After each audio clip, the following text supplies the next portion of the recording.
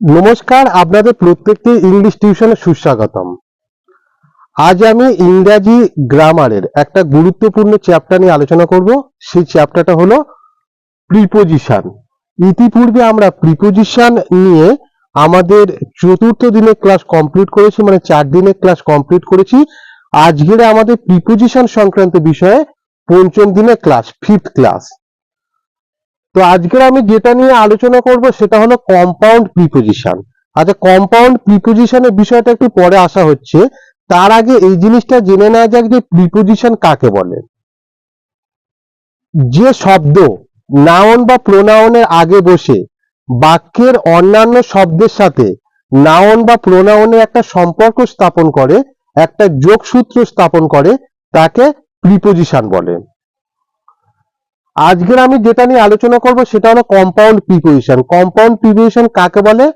যখন একাধিক প্রিপোজিশন যুক্ত হয়ে একটা প্রিপোজিশন গঠন করে, মানে অনেকগুলো প্রিপোজিশন যুক্ত হয়ে বা মিলেমিশে একটা প্রিপোজিশন তৈরি করে, তখন তাকে বলা কম্পাউন্ড প্রিপোজিশন।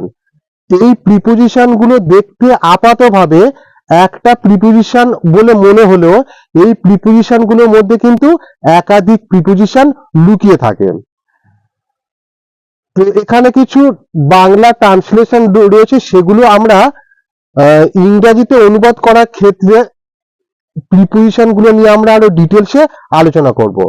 এখানে প্রথম যে উদাহরণটা দেওয়া রয়েছে সেটা হলো রাস্তাটি নদীর তীর বরাবর। রাস্তাটি নদীর তীর বরাবর। তো এইটার যদি আমরা ট্রান্সলেশনটা করি কি হবে?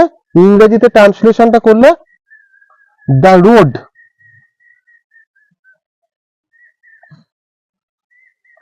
ROAD, the road is along the river. The road is along the river. এই বাংলাটা কি? রাস্তাটি নদীর তীর বরাবর। The road is along the river. রাস্তাটি নদীর তীর বরাবর। এর পরে উদাহরণটা কি বলেছে? এর পরে উদাহরণটা বলেছে পুলিশটি তার পেছনে ছুটছে। পুলিশটি তার পেছনে ছুটছে। তো এখানে কে কে ছুটছে? পুলিশটা। ইতিপূর্বে আমি আমার যে অন্যান্য ভিডিওতে এটা জানিয়েছিলাম যে যে কোনো বাক্যে সাবজেক্ট চিহ্নিতকরণের ক্ষেত্রে বা আইডেন্টিফাইয়ের ক্ষেত্রে সেই বাক্যের ক্রিয়াপদকে আমরা কে বা কারা দিয়ে প্রশ্ন করব। যে কোনো বাক্যের ক্রিয়াপদকে কে বা কারা দিয়ে প্রশ্ন করলে যে উত্তরটা পাওয়া যাবে সেটা হলো সাবজেক্ট। আর সেই বাক্যে ক্রিয়াপদটা কি বা কাকে দিয়ে প্রশ্ন করলে যে উত্তরটা পাওয়া যাবে সেটা হলো অবজেক্ট। আচ্ছা, এই বাক্যে ক্রিয়াপদ কোনটা? ছোটা। আমি বলছি যে কে ছুটছে? পুলিশটা। তাহলে পুলিশটা হলো সাবজেক্ট। কার পিছনে ছুটছে? তার পিছনে। তারটা হলো অবজেক্ট। এখানে যদি আমরা ইংরেজি ট্রান্সলেশনটা লিখি, পুলিশটি তার পেছনে ছুটছে। The policeman, the police, POLIC, policeman is running, RUNNING। আমরা জানি যে রানটা যখন আমরা কন্টিনিউয়াসে করব এনটা ডবল হয়ে যাবে, নাহলে এমনি RUN, রান মানে দৌড়ানো, এটা যখন কন্টিনিউয়াস করবো তখন এটা ডবল এন হয়ে যাবে, মানে এর সঙ্গে যখন ING যোগ করব তখন এনটা ডবল হয়ে যাবে। The policeman is running behind him. Behind, আচ্ছা হিমটা আমি উপরটা লিখে দিলাম, বিহাইন্ড হিম। আচ্ছা, এই বাক্যে বিহাইন্ডটা হলো প্রিপোজিশন, এই বাক্যে অ্যালংটা হলো প্রিপোজিশন। হিমটা উপরটা লিখে দিয়েছি। The policeman is running behind him. পুলিশটা তার পেছনে ছুটছে। এখানে বিহাইন্ডটা হলো প্রিপোজিশন। তারপরে ট্রান্সলেশনটা কি বলছে? তারপরের ট্রান্সলেশনটা বলছে সে রাস্তাটি এপার ওপার করছে। সে রাস্তাটি এপার ওপার করছে। কে করছে? সে। He is crossing, CROSSING, he is crossing across the road, across, ACCROSS, across the রোডটা উপরটা আমি লিখে দিচ্ছি, ROAD, he is crossing across the road. এখানে অ্যাক্রসটা হলো preposition, he is crossing across the road, সে রাস্তাটি এপার ওপার করছে।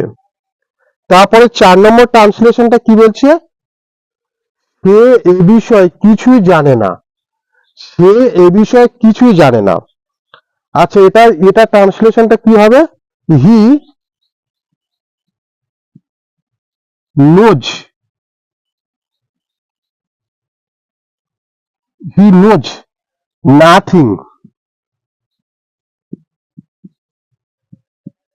হি নোজ নাথিং, সে কিছুই জানে না, অ্যাবাউট দিস ম্যাটার, অ্যাবাউট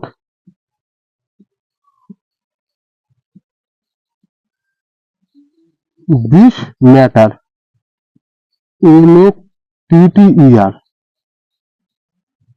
এখানে অ্যাবাউটটা হলো compound preposition, he knows nothing about this matter, সে এই বিষয়ের কিছুই জানে না। পরে 5 নম্বর ট্রান্সলেশনটা কি বলছে, পরিশ্রম ছাড়া সাফল্য আসে না। পরে 5 নম্বর ট্রান্সলেশনটা কি বলছে, পরিশ্রম ছাড়া সাফল্য আসে না।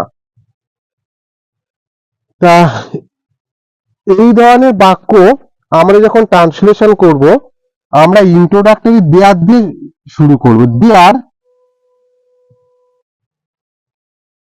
THERE, there can be no success, no success, SUCCESS, success, without, WITHOUT, without hard labour. আচ্ছা, এইটা উপরটা আমি বাদ বাকি অংশটা লিখে দিচ্ছি, without hard labour, HARD, hard labour, LABOUR, there can be no success without hard labour, এটা এইচ। এখানে উইদাউটটা হলো প্রিপোজিশন, এখানে উইদাউটটা হলো প্রিপোজিশন। তারপরের ট্রান্সলেশনটা কি বলছে, গাছের তলায় লোকগুলি দাঁড়িয়ে রয়েছে, গাছের তলায় লোকগুলি দাঁড়িয়ে আছে। এই ট্রান্সলেশনটা কি, কারা দাঁড়িয়ে রয়েছে, লোকগুলি। তা লোকগুলি ইংরেজি কি, দি মেন, দি মেন, লোকগুলি একের বেশি লোক, ম্যানটা হলো এক বচন, বহু বচন হলো men, the men, MEN men, আর MAN ম্যান মানে একটা লোক, আর MEN মেন মানে অনেকগুলো লোক। The men are standing,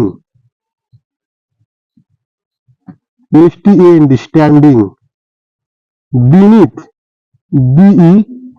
BENEATH, beneath the tree,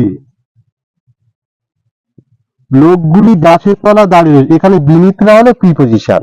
the men are standing beneath the tree, the men are standing beneath the tree, লোকগুলি গাছের তলা দাঁড়িয়ে রয়েছে, এখানে বিনিথরা হলো প্রিপোজিশন। নদী থেকে দূরে একটা পাহাড় দেখা যাচ্ছে, পরের 7 নম্বর ট্রান্সলেশনটা, পরের 7 নম্বর ট্রান্সলেশনটা কি বলছে, নদী থেকে দূরে একটা পাহাড় দেখা যাচ্ছে, নদী থেকে দূরে একটা পাহাড় দেখা যাচ্ছে, কি দেখা যাচ্ছে, পাহাড়। তা এটা যদি করি, দি mountain, MOUN, mountain, the mountain is visible, VISIBLE, the mountain is visible, মানে পাহাড়টা দেখা যাচ্ছে কোথা থেকে, নদী থেকে দূরে, বিয়ন্ড দ্য রিভার,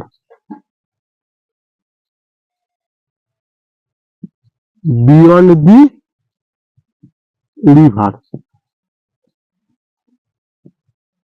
এখানে বিয়ন্ডটা হলো preposition. The mountain is visible beyond the river, নদী থেকে দূরে একটা পাহাড় দেখা যাচ্ছে। তো আজকের আমি ডবল প্রিপোজিশন নিয়ে আলোচনা করলাম। এগুলো পরীক্ষাতে বিভিন্ন ভাবে আসতে পারে। হয়তো দেখা গেল যে, একটা উদাহরণ হিসেবে বলছি, হয়তো যে এই বাক্যটা তুলে দিল দ্য রিভার ইজ, তারপর dash, the road is dash, তারপর দ্য রিভার। এখানে বললো যে প্রিপোজিশন পূরণ করো, যে শূন্যস্থানটা প্রিপোজিশন দিয়ে পূরণ করো, তখন কিন্তু এখানে অ্যালংটা লিখতে হবে। ঠিক তেমনি ভাবে হয়তো এখানে দ্য পুলিশম্যান ইজ রানিং, তারপর এখানে বিহাইন্ড এর জায়গা হয়তো একটা শূন্যস্থান দিয়ে রাখলো, তারপরে হিম দিল, এখানে কিন্তু শূন্যস্থানে বিহাইন্ডটা লিখতে হবে। কিংবা বিভিন্ন ক্ষেত্রে আমাদের প্যারাগ্রাফ বা অন্যান্য রাইটিং স্কিল লেখার ক্ষেত্রে এই ট্রান্সলেশন গুলো কিন্তু খুবই উপযোগী। প্রত্যেককেই বলছি, আমাদের চ্যানেলের ভিডিওগুলো যদি ভালো লেগে থাকে তাহলে আমাদের চ্যানেলটা সাবস্ক্রাইব করে আমাদের পাশে থাকবেন। আর এই ভিডিও সম্পর্কে আপনাদের যদি কোনো কিছু মতামত থাকে নিচের কমেন্ট বক্সে লিখে অবশ্যই জানাবেন। ধন্যবাদ।